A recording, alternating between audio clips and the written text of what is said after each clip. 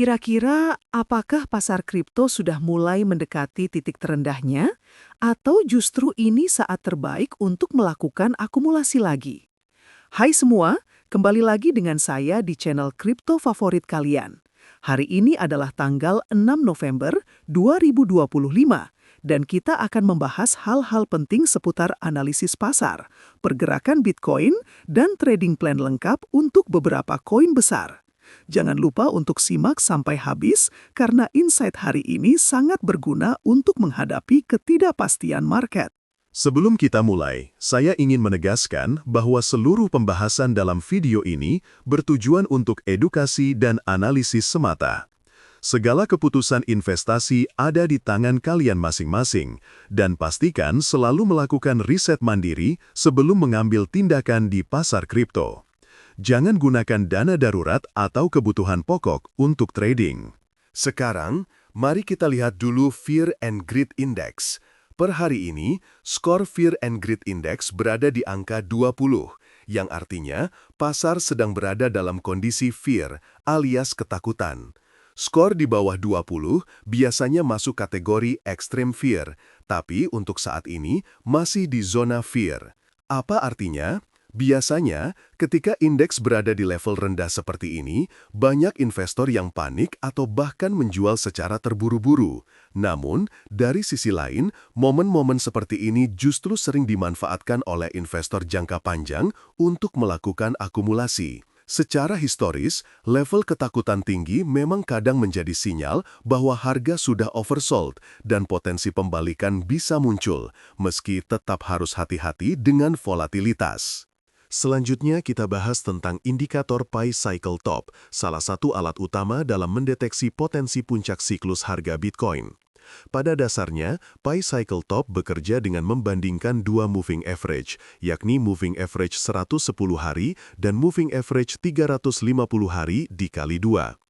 Ketika garis moving average 110 hari menembus ke atas moving average 350 hari kali 2, biasanya itu jadi tanda bahaya akan potensi market top atau puncak siklus.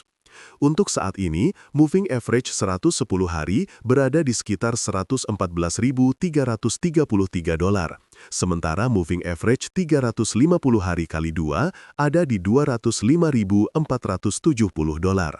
Masih sangat jauh, alias belum ada tanda-tanda crossing atau sinyal puncak siklus harga versi Pi Cycle Top.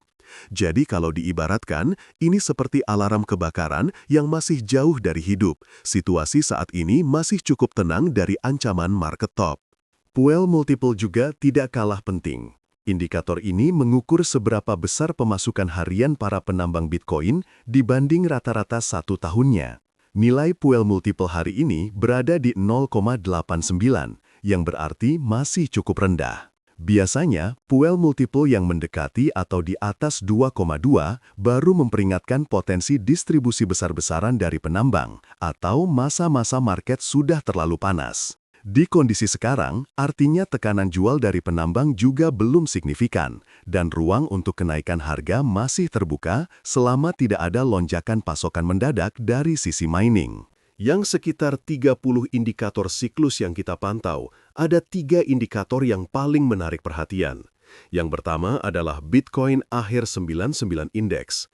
Saat ini nilainya ada di 0,75, sedangkan target untuk sinyal puncak siklus biasanya mendekati 4. Ini artinya kita bahkan belum separuh jalan menuju area panas atau resiko gelembung harga menurut indikator ini. Biasanya, Bitcoin akhir 99 indeks yang melonjak tinggi menandakan kondisi sangat overbought, tapi sekarang masih dalam area aman. Indikator kedua adalah MVRV Z-Score. MVRV Z-Score berada di 2,06, jauh di bawah zona sinyal puncak di angka 5. Z-Score ini mengukur seberapa jauh valuasi Bitcoin saat ini dari rata-rata harga belinya. Kalau sudah di atas 5, artinya harga sudah sangat tidak rasional dibandingkan biaya dasar para pemegang koin. Dalam kondisi sekarang, potensi upside dengan risk minimal masih lebih dominan. Indikator ketiga yang juga cukup mengejutkan adalah Crypto Bitcoin Bull Run Index atau CBBI. Nilainya ada di 67 dari 100, sementara sinyal euforia biasanya di atas 90. Ini memperlihatkan secara visual bahwa kita masih jauh dari klimaks siklus serta memberi ruang bagi pasar untuk bernafas dan bergerak lebih tinggi sebelum benar-benar masuk zona berisiko tinggi. Sekarang, kita masuk ke bagian yang paling ditunggu-tunggu, yaitu trading plan untuk aset utama di pasar kripto. Untuk pasangan BTC ke USDT, saat ini price action mengindikasikan potensi bounce dari area psikologis $103.750 dengan stop loss di $102.462. Di sisi atas, target pertama adalah $108.998, kedua di $111, dan ketiga di $113.000. Kondisinya cenderung oversold dengan RSI yang mulai stabil dan peluang technical rebound masih cukup besar jika support bertahan.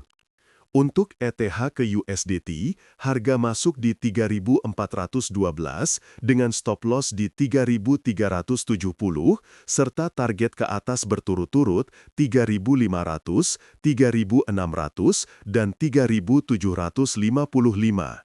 Dengan indikator oversold yang cukup dalam pada RSI dan adanya pola pembalikan di time frame 4 jam, kemungkinan ETH mengikuti pergerakan positif Bitcoin sangat terbuka.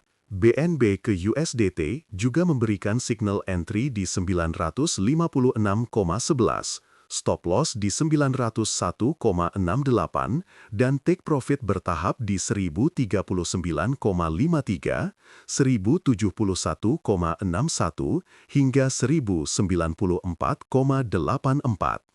Pola reversal didukung data volume serta kenaikan moderat pada VWAP, sehingga skenario long masih cukup layak selama stop loss tidak tersentuh. Berikutnya SOL ke USDT, entry dari 161,4 dan stop di 158,5 dengan target ke atas di 168, 173,5 hingga 184,3. RSI yang ekstra oversold dan penolakan harga turun dari candle terbaru memberi peluang recovery selama konfirmasi break di atas 163. Untuk XRP ke USDT, posisi dibuka di 0,1668 dengan stop loss di 0,163. Target kenaikan di 0,175, 0,182, dan 0,1877. RSI berada di area oversold dan volume jual mulai melemah, mendukung peluang pantulan ke resisten selanjutnya. Terakhir ada DOG ke USDT, di mana entry di 2,3512 dengan stop loss di 2,22. Take profit bertingkat di 2,455, 2,524, serta 2,639. Struktur higher low dan perbaikan RSI di time frame 4 jam memperkuat skenario kenaikan, terutama jika breakout atas Bollinger Band tengah terkonfirmasi. Sekali lagi, semua pembahasan dalam video ini hanya untuk tujuan edukasi dan referensi analisis pasar. Jangan lupa, keputusan akhir selalu ada di tangan kalian masing-masing, dan pastikan untuk menggunakan manajemen risiko yang bijak di setiap keputusan investasi. Sampai jumpa di video berikutnya. Tetap tenang dan terus belajar.